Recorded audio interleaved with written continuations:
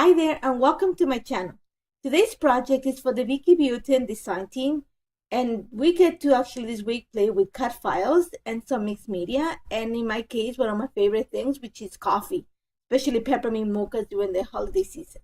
So what I'm going to do right now is I'm going to mix a little bit of a few things that I have at hand, and I have these snowflakes from a Handipaper that's an Etsy store that sells cut files. I actually picked up this booklet, which is the 6x8 that makes cards from the Vicki Boutin collection, and it's not part of a pack, but I bought it for my own use, and I love it because it's a thicker kind of paper. So my idea is I want to combine some of these things to create a festive project. And my idea is I want to create a lot of the mixed media on the bottom right corner of my layout. So think of an inverted triangle. Again, since the picture that I have in mind has a lot of green around it and the brown from the coffee, what I'm going to do is I'm going to use some red to bring this, to make them pop. But I don't want to have red because if you ever use red, it looks like you bled on the page. So my choice, I'm going to make it into towards a fuchsia reddish tone. And for that, I'm mixing 3 tones of the warm set, the red, the maroonish tone, and the beige. And first thing I did is once I scribbled them and watered it down is use my brayer just to give it a base coat. I just want something really soft that I can build the color upon. And then I'm going to go ahead and start splattering some of the pigment, but I'm going to also add a little bit of water through my mister bottle. And this is a foundation paper that had been gesso. So I'm able to play around with the water. And all I want, like I said before, is I have this idea of having a triangle at the bottom right corner of this layout. So I'm just going to work in an inverted L in this case, adding my mixed media. And you're going to see that it's not being careful. I'm going to I'm using a piece of paper towel just to make sure that I don't splatter all over the page. As it is this color, it's actually a really nice color. It's a really, like I said, I went for a fuchsia red. So it is going to give me a lot of that festive color. It's going to contrast really nicely with the green on the coffee cup. And that's pretty much it. Super simple background. This layout is actually a really fast one. You're going to see that once I have all the pigment on my page, I'm going to lift up the page. And my idea was to create a little bit of drips on the page. Now, I didn't want like those little thin lines. I wanted something more organic, something that actually would happen when coffee spills. So you're going to see that I created the drips, but I moved them around. So if I went vertical, the next move was going to go, you're going to see I'm trying to elongate the sides on the triangle, but without drawing all the page. So it's going to give me those really big splatters, like splotches. I don't want the thin lines, I want thicker lines, but I want to add that movement. So you see me that I just add a little bit of water, I pick up the paper, I tap it a little bit, and then I'm just, right away, as soon as the little drip creates, I move it to a different direction so it kind of widens. And that's pretty much it. I set it aside to dry. Now, since I'm documenting a picture of a peppermint mocha, which is my favorite drink during the holidays, I am going to use actually the stamps, the circle stamps, to create some of the peppermint candies.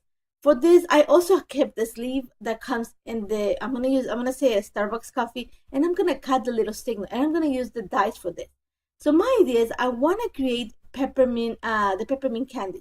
So I'm gonna use the sunburst, the circles, especially in this for this, and I'm gonna use the color wheels, and I'm gonna go for reds and greens because I want to make sure, like, I think when you think peppermint candies, I think red and green.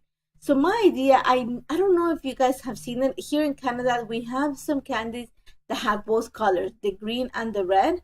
So I would try to do it using the thicker sunburst, but it didn't work out. So my idea is I'm going to use the one just with the little lines. And what I did first is I stamped the red, and then I went after it and I stamped the green. And you're going to see that I'm using a very little piece of paper. I want to have 3 of each if possible. And even though they look like they're superimposed or they're touching each other, it's okay because I'm just going to need the center of it. So I'm going back to the candy, the mint that I told you I created. So once I put the red down, I clean my stamps in between, and I just used a baby wipe. And after I've done stamping, I'll go ahead and clean it properly. And then I'm going to use the green.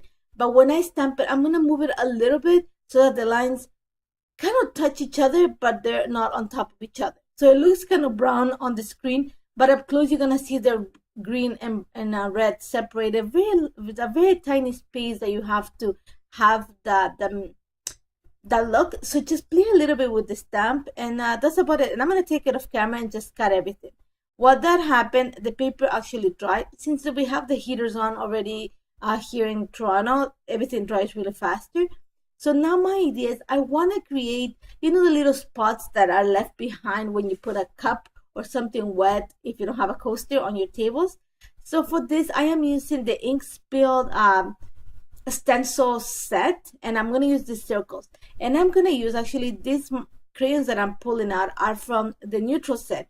And that's the ochre tone, kind of goldish tone, and the brown tone. And then I'm going to mix them together. But I'm not going to use them dry. I am actually going to add a tiny little bit of water. So you're going to see that once I scribble the crayons on my little piece of acrylic, I add actually a spritz of water. I just want something liquidy, because once I put it down, I wanted to have that movement of water that was sitting there. So you're going to see that I don't want to have either also the entire circles. So I'm going to go for the shapes that only have the rims in this case. I like the big circle because it has the 3 lines. So I'm just going to be careful that when I put that down, I just catch where the lines are, not the centers. I don't want to have that much brown. So I'm just going to play with the little splatters and the rings, especially that create like the rims or something was sitting. You're going to see that I'm going to, because I am adding water, it's not that I don't have pigment, it's just that it's going up my brush. So I'm going to have to work on adding more pigment as I go along. So all I'm going to do right now, you're going to see that I'm keep adding pigment. One is because of that, and the second is because I want to get to that dark tone, like think coffee, like coffee spill from the rim of your cup. And you're going to see this one is my favorite one, and it's because I added a little bit of extra water. And you're going to see when I lift up the stencil, it actually has not that defined droplets. It actually looks like movement, like water is actually moving, and I love it. That's the look that I was going for. And then after I realized that if I add more water, then I get the drips, then it was the way to go. So you can see the rest of the ones that I'm going to create are going to be in the same mode. Now, if you saw what just happened is when I put down my stencil, I went and created a little line of the rectangular shape of the entire stencil. And just to clean it up, all I did is buff it a little bit with baby wipe. And it just takes that little line and softens it. It's not going to completely erase it, but it's going to soften it so that it's not going to bug me enough. In this case, because it will bug me after. So all I'm doing is I'm just gonna, like I said, I'm just adding some of these rims. Think of in a triangular shape. Think of, like I said, an inverted L. That's the shape that I want to give. I want to give my movement to my layout in that way. And I'm just adding the little rims. Now, one of the things that I'm going to take advantage is I'm going to take advantage of all those little droplets. I don't know what you would call them. Oh, the drips and droplets, those that are on the stencil. And I'm going to add them around all the rims, because I want to make sure, like I said, that it looks like coffee spilled, that my cup was overfilled and it spilled. And that's pretty much it. You're gonna see that I'm not gonna cover the entire page, the entire L shape, just where I know that that's gonna show, because in the center I'm gonna have my picture and some decorations, so I don't need to add anything there. Now here's what I debated a little bit. I wanted to use a really bright green, but when I put it on the paper, it didn't look that great. So I went with one of the papers from this 6x8 paper pad that I just picked up.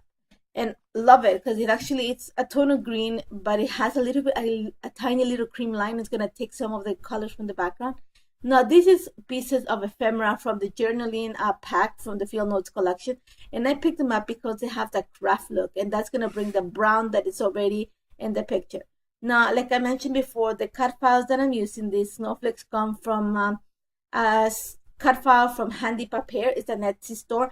But I'm also going to bring some die cuts that I created using one of the dies. I'm not so sure which one I had. I had I think it's an Altenew one, I think. And then I'm just going to start playing with some of the peppermint candies that I created. I cut the big snowflake at the top because it was going to be hidden. So I'm going to use the second part of it just to make it look like it's another snowflake on the other side. And all I'm going to do is just playing with everything that I created. Remember how I said I'm going to cut the little signal of the Starbucks, and I actually used the die to cut the sleeve. Just cut the little green symbol where the little mermaid is. And just because my husband calls me that I'm coffee snobbish, but I only like the peppermint mocha from Starbucks.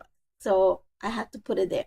And all I'm going to do is I'm just going to play with some of the colors and the peppermint just to bring some of the red and some of the green tones. I'm going to add the little snowflakes that I added. Those are actually cut with a die. So if you don't have a Cricut or a Silhouette, consider using a die cut machine. It works the same way.